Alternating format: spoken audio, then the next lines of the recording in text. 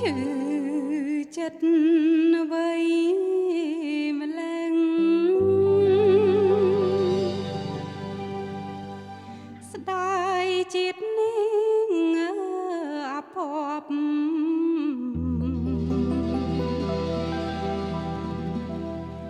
ស្លាប់គ្មានន័យខ្លឹមសារ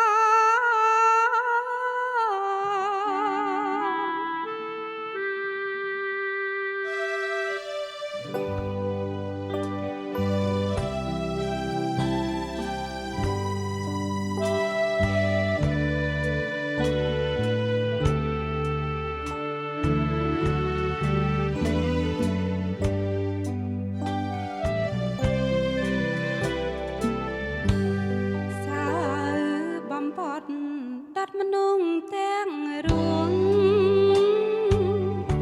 ខ្ញុំក៏មានកងសងធម្មជាតិមើចងជួយពិចារណាមានតាមេដីអនព្រមទេវតាទើបយល់ទុំខ្ញុំយ៉ាងណាឯមនុស្សធម្មតាចោតនេះ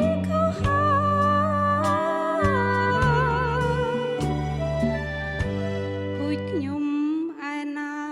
ជាអ្នកឃាតករអញ្ញត់ទេធមកសលៀបឲ្យคล้ายជាខ្មៅ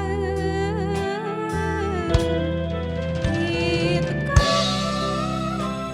ដែលគ្មានផាតាងតកនៅពុទ្ធោស្រាប់តែឥឡូវគេត្រូវប្រខ្ញុំទៀត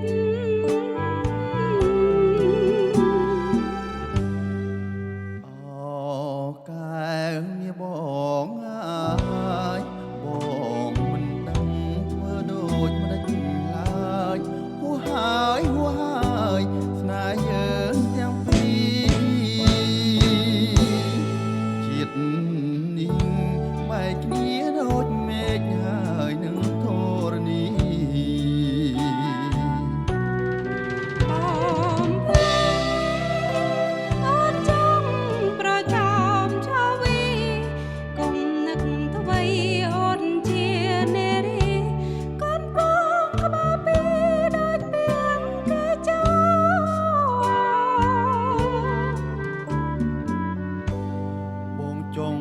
ជួយអូនក្នុងនាមសង្សារតែខ្លាចគេថា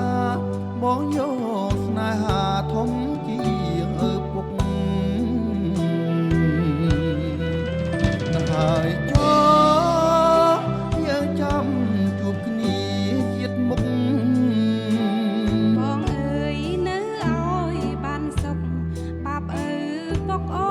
នអត់លៀងឲ្យអង្គអើដៃអើយដៃក៏មានវាសនាដៃកានទឹមកាអងនេះចាដៃមកតបចំណង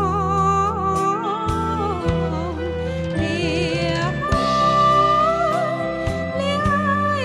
ហើយណាបងលាហើយណាបងសុំស